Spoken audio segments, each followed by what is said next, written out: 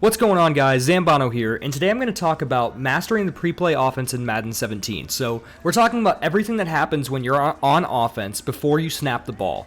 There's so much that you can do before that snap, and in so little time to cover it all, both in this video and both before the snap itself. You typically, before you snap the ball on an offensive play, will have about maybe 20 seconds after you pick your play from the playbook to actually get everything set up the way you want for your play to work.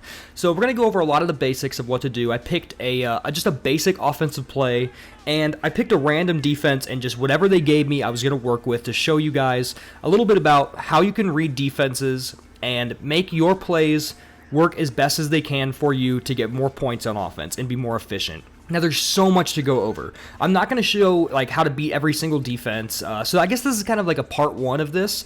I might make a couple more videos going over some more details about how to perfect your pre-play offense and your pre-snap offense. But here's basically, we're going to go over the basics of what you should be looking for before each play to give yourself the best opportunity to succeed.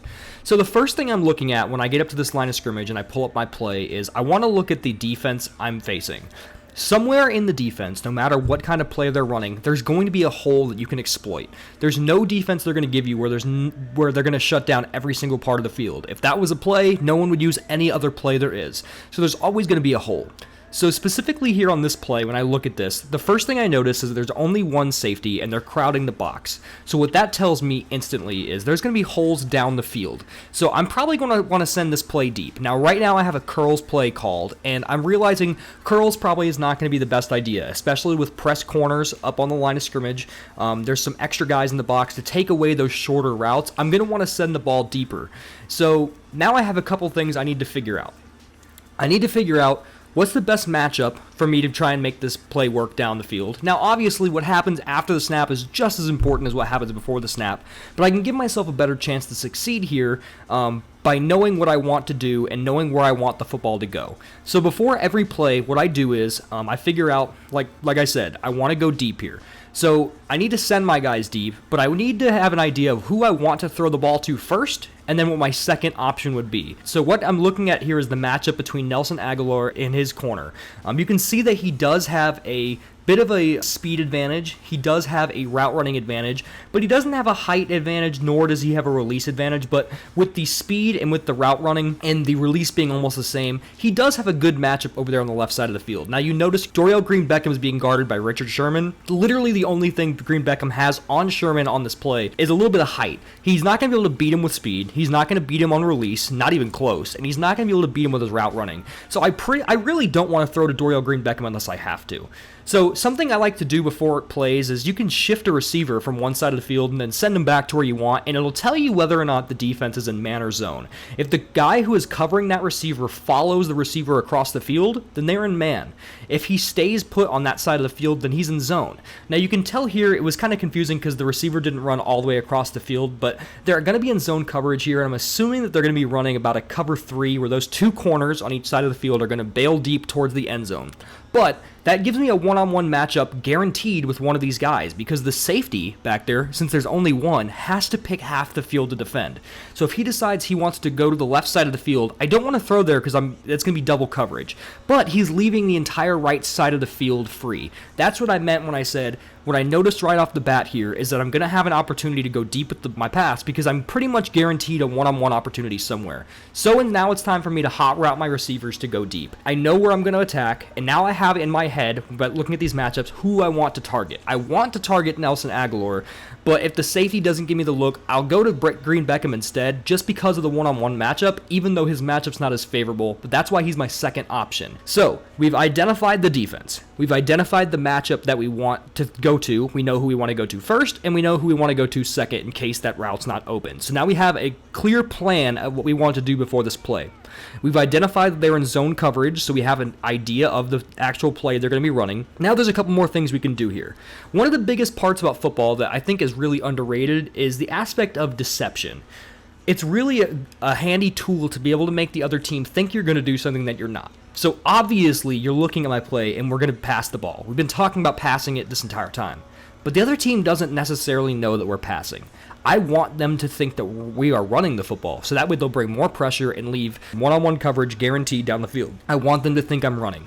So there's ways for me to make them think I'm running without actually running. Now, because we're running a passing play, you know how you can move the right stick to the left or right on a running play to make your running back change direction of where his run's going to go. And your quarterback will give a very clear signal by patting the side of his leg or the side of his butt to the left or right if you're flipping a run play. Now, even if you're running a pass play, you can still do that with your quarterback. You can make him pat the side of his body and make it indicate that you're flipping the run to one side. So oftentimes on a pass play, I might do that. I'll make it look like I'm flipping the run to the left or I'm flipping the run to the right. So hopefully the defense thinks, oh, they're running, maybe they'll audible their defense into a heavy blitz.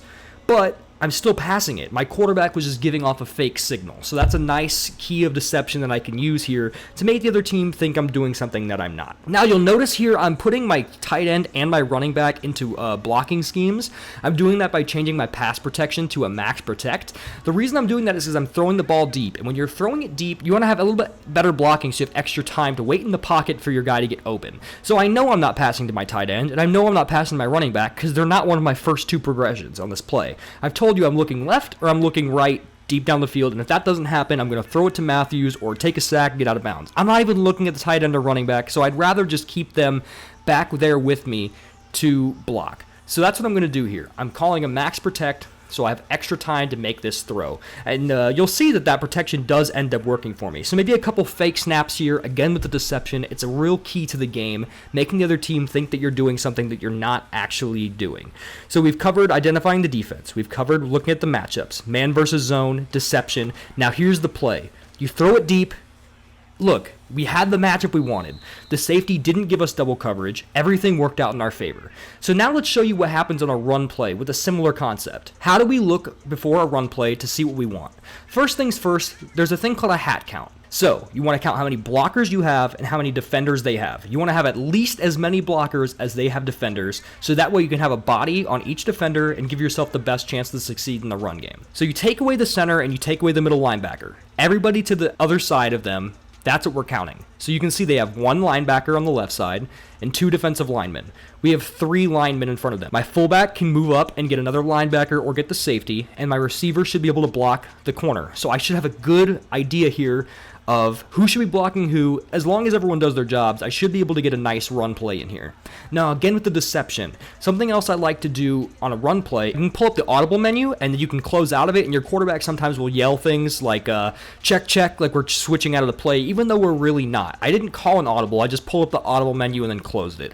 Or you can press a hot route to your receiver, and even though your receiver is not going to actually end up hot routing, your quarterback sometimes will make hand motions out to the receiver to tell him to do something that he's not actually going to do. So yes, you have about maybe 20 seconds to try and get all these things through your head, but all you need to do is just know the checklist and go through it really quickly. You want to identify where the hole on the defense is, identify who you want the ball to go to and where you want it to go. You can, if you have enough time, identify if they have a man or zone coverage. Use a little bit of deception, not every single play, or then it's too obvious what you're doing. And then it's all about the execution. You see the run was pretty successful there, and I was able to get blockers out there on defenders and get a nice gain. So if you guys enjoyed the video, please press like and feel free to subscribe. Thank you guys for watching. I'm Zanbono, and I'm out.